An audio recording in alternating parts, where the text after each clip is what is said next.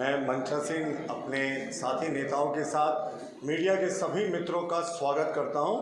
ये एक बहुत ही महत्वपूर्ण प्रेस वार्ता है और महत्वपूर्ण इस लिहाज से कि हेमंत सोरेन जी की कथनी और करनी का क्या अंतर होता है, वो सरकार के मुद्दे पे हो या वो न्यायालय में हो, वो किस तरीके से सारे चीज़ों पर यू टर्न मारते हैं, वो आज हम आपको दस्तावेजों से सिद्ध करेंगे कि हेमंत सोरेन और उनकी लीगल टीम पूरे मामले को किस तरीके से उलझा रही है।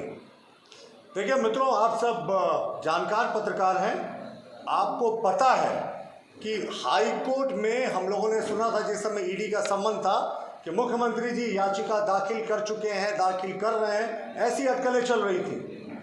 लेकिन रियलिटी क्या थी कि मुख्यमंत्री जी, जिनकी टीम में देश के सबसे महंगे लॉयर्स हैं, उन्होंने जो याचिका दाखिल की 23 तारीख को, देखिए उसका हाई कोर्ट की वेबसाइट से जो हम लोगों ने स्टेटस निकाला है, इसमें 5 डिफेक्ट लगे हुए हैं।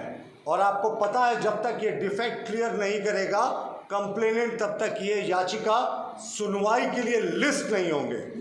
तो मुख्यमंत्री जी ने दाखिल तो कर दी याचिका, लेकिन डिफेक्ट 5 लगे। और आपको यकीन होता है कि जिनके पास देश के सबसे महंगे लॉयर्स हैं, कैसे कैसे डिफेक्ट लगे हैं। 1 मोर कॉपी वांटिंग, यानी एक कॉपी कम दिया। अब आप बताएं, एक कॉपी कम कोई कम देता है याचिका फाइल करने में? ये 23 तारीख का माननीय मुख्यमंत्री हेमंत सोरेन जी का जो ईडी के खिलाफ जो गए थे union of India through it's secretary, वो उनका है। दूसरा इनका है कि पीओ नेम इज मिसिंग।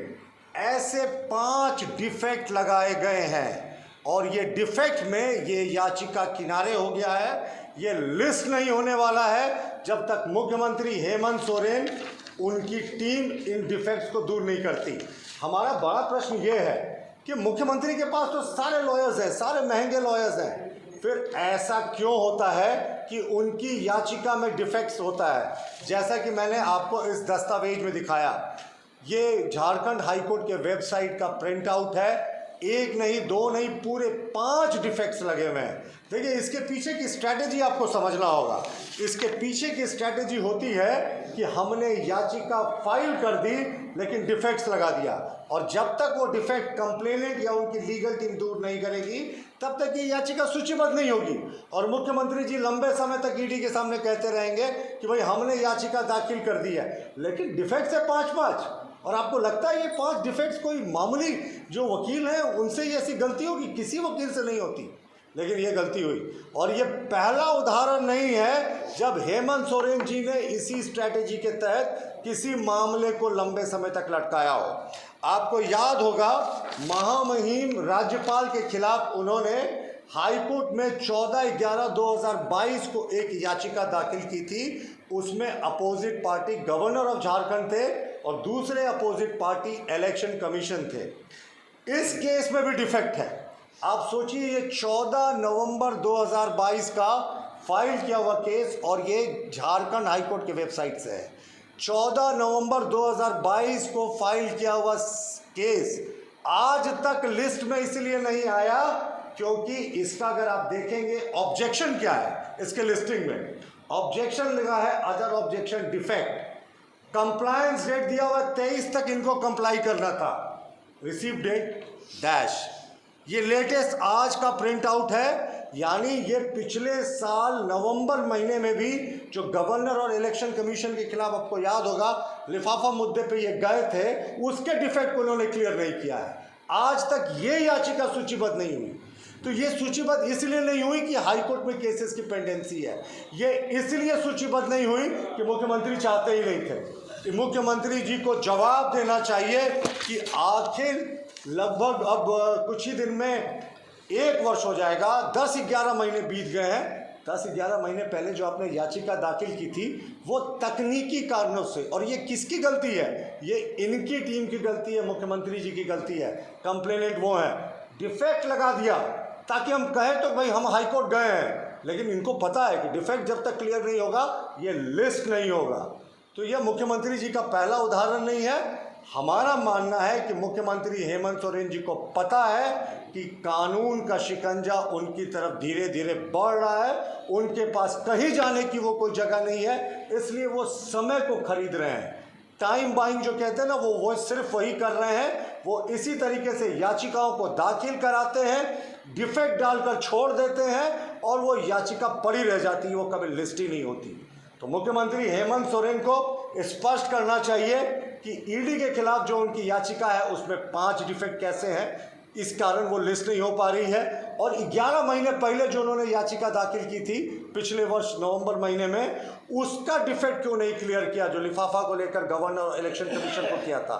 जाहिर है मित्रों कि सिर्फ और सिर्फ एक स्ट्रैटेजी है, हाईकोर्ट में दाखिल कर दो याचिका और कहो कि हम हाईकोर्ट चले गए, लेकिन पता है कि डिफेक्ट है तो सुनवाई नहीं होगी, लिस्टिंग नहीं होगी। तो ये कब तक भागेंगे? हमारा यही प्रश्न है। ये सिर्फ समय खरीदने की इनकी स्ट्रैटेजी है। ये धूर्तता और मक्कारी से इनकी लीगल टीम हर हथकंडे अपना रही है कि किसी तरह इन मामलों को टाला जाए। लेकिन कहते हैं ना कि कितने दिन तक आप जो होने वाला है उसको टालेंगे। और हम तो चैलेंज करते हैं मुख्यमंत्री की लीगल टीम को कि अगर आप में दम है तो अविलंब इन डिफेक्ट्स को दूर करें। पिछले वर्ष के गवर्नर के खिलाफ जो आपने याचिका दाखिल की थी उसके डिफेक्ट को दूर करें ताकि सुनवाई हो। ईडी के खिलाफ आपके जो 5 डिफेक्ट्स हैं उसको दूर करें।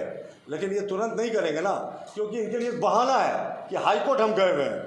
ये हाईकोर्ट गए हैं, फाइल किए हैं, लेकिन पता है सुनवाई नहीं होगी और सूचीबद्ध भी नहीं होगा। जी ये तो अच्छा आपने सवाल उठाया, लेकिन ईडी को कौन सी अदालत ने, कौन से मुख्यमंत्री ने रोक रखा है? वो आगे का प्रोसेस जारी रखें।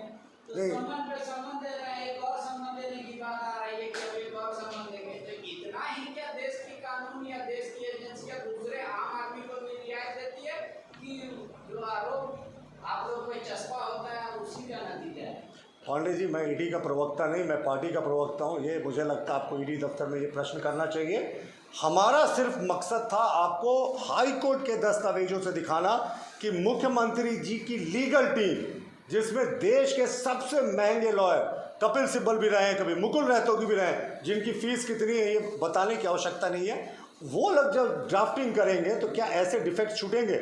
ऐसे डिफेक्ट जानबूझकर मक्कारी से, धूर्तता से छोड़े जाते हैं ताकि केस लिस्ट नहीं हो, सूचीबद्ध नहीं हो।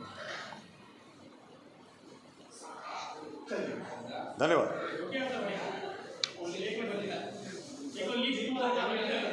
आपको याद होगा कि एक बार बीजेपी ने ईडी के कार्यालय का विरोध किया था कई मामलों में, तो आपने इस मामले को लेकर ईडी क्यों नहीं जाते? क्या बार-बार संबंध देना, कार्रवाई करें, क्या बीजेपी जाएगी ईडी कार्यालय?